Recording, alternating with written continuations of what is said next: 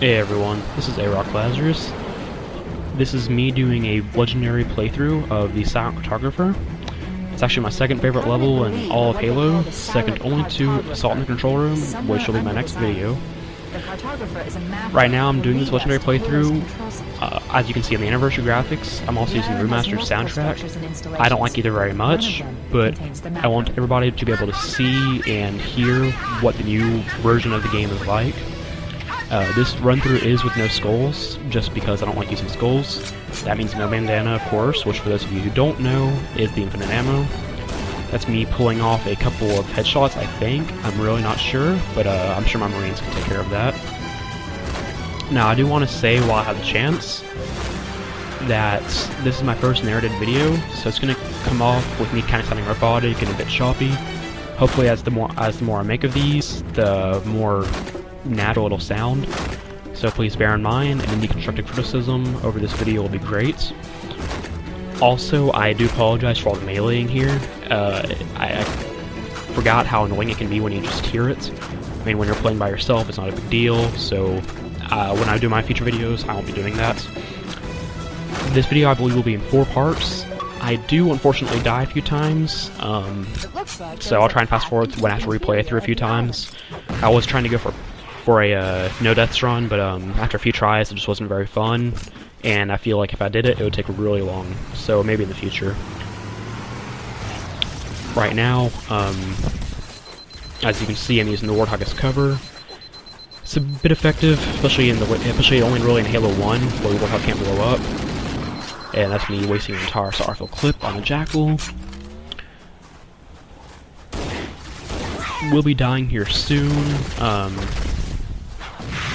Like I said, this isn't really a brag video. I'm doing this more to test just my capture card ability and also see what it's like. And I want everybody else to see what the game is like too. I do feel like I'm pretty decent at Halo. I've been playing it for 10 years straight now. But it's been a long time since I've really gone through it solo and legendary. So this is a bit, I guess, refreshing for me. I'm trying to get used to it all again. Like I said, please don't mind. It's just It'll get better as I go on, I promise. Right now I'm trying to bait this lead out, but I keep forgetting that the AI in Halo 1 is actually pretty smart, and so I quickly give up on this. Yep. Alright. And, nope. Just trying to drive it in there. I've only ever managed to do that a few times. Obviously didn't work that time either.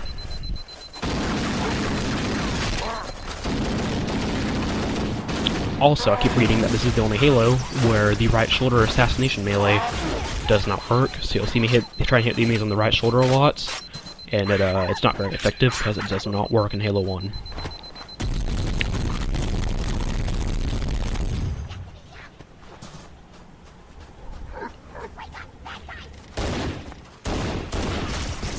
Something else I noticed with the new graphics too, you'll see me miss the headshots a lot. I feel something is, it could just be me, but I feel something is off with the new graphics to where pulling off those headshots is a bit more difficult. And also, due to the new graphics, that probably would have been a rock there, but they put a tree there, so even though I can see the enemy, I can't shoot them because there's actually something in the way, which is why I can shoot around the tree. But, no, I was saying about the headshots though, the new graphics feel a bit off, so sometimes I know I'd be pulling off the right headshot, but it just won't count it. If I was playing with old graphics, I probably would have gotten it. But, whatever, I want to show this in new graphics. Also, I'm very sorry about the friends popping up there. I totally forgot to disable notifications, so, throughout the first video here, first 4 parts, that is, you will be seeing those. Once again, I apologize for that. They will be disabled for my next, playthrough, which will be Assault in the Control Room. Not doing so well in this part. I kind of underestimated how tough this little alleyway was.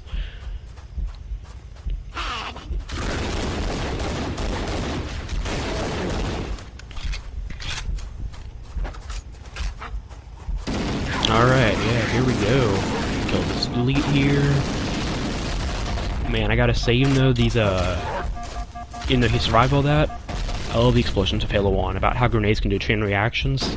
It's pretty unfortunate that Halo 1's just about the only Halo that does that, because it adds us for some amazing explosions, and that'll lead to the chicken right there. I cannot find him anywhere.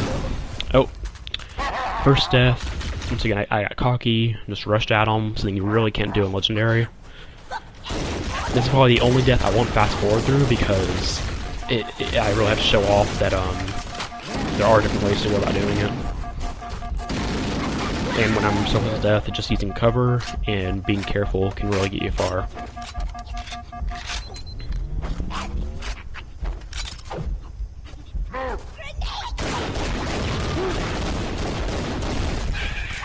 I'm pretty sure I survived this. Yeah. You know, I once read in a quote that Bungie mentioned the assault rifle was useless, and that's why they had taken it out until Halo 3, after which they changed it. And I gotta say, I don't know what they were smoking when they said that. The assault rifle it's simply amazing to me. The fact that you can just lay down suppressing fire is its real purpose. That's why it has such a huge clip.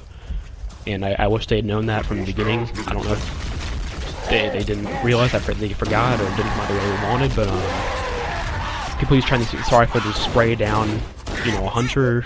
It isn't very smart, but it's meant for spraying down flood and lots of small enemies.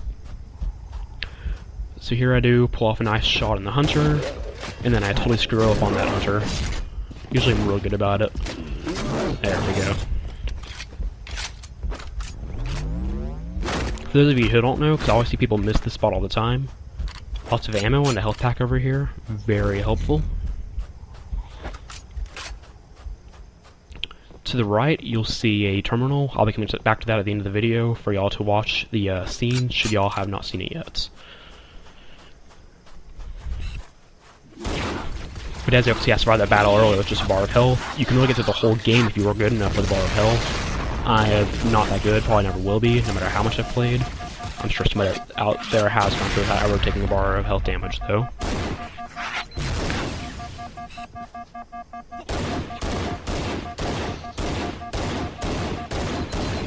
Yeah, I'm not blaming even the bad headshots on the graphics there. I'm just doing really bad against these grunts here. Really bad. But, once again, though, I will get better as I go on. Just have to get used to the game again. It's a very different feel for me on the 360 controller, since I've been doing it so long on the original Xbox controller. And from the sound of Fohammer there, it sounds like the Marines finally finished that battle over there, and they have a free Warthog for themselves. Yay, Marines!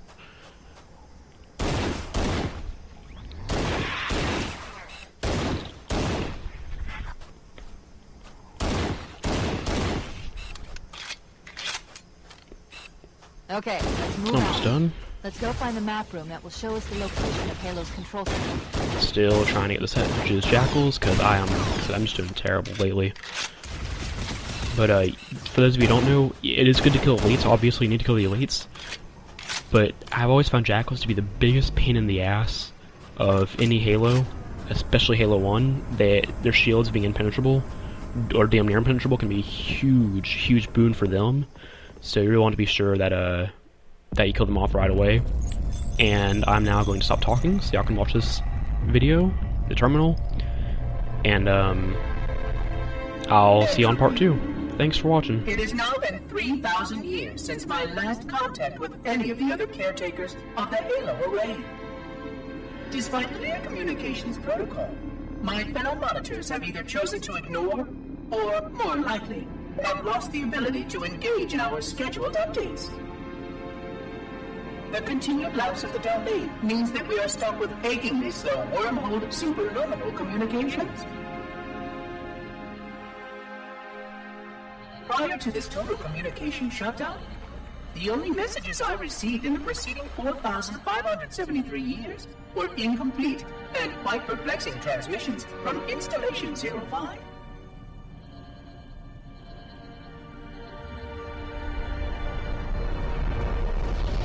I suspected that Monitor 2401 Penitent Tangent was not functioning correctly for some time before his messages ceased. I have logged my concerns about his ability to perform his duties. At this point, however, I'm not sure who I file logs for. 2401 may be destined for madness. There are fail-safes for this, I know, I hope they work. I will continue to visit the projection systems at the assigned dates. Perhaps the other monitors are dealing with interfering galactic phenomena or unexpected system failures. 3,000 years of system failures. Indeed. In the meantime, I have exhausted all scheduled research activities assigned by the Council. Once those experiments were complete, I shut down all Sentinel function and put myself into a state of significant hibernation to measure performance of the installation with negligible upkeep.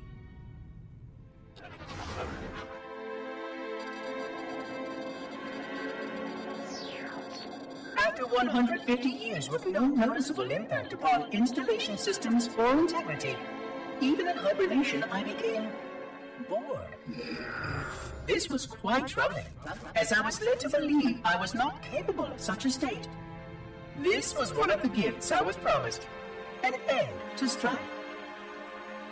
I am aware of the dangers of a system such as myself losing operational focus. Quite troubling. I wonder if my fellow monitors are experiencing similar states, or if this is because of my particular path to this installation. For amusement, I have begun a series of experiments involving the evacuation of all matter from contained sections of my installation.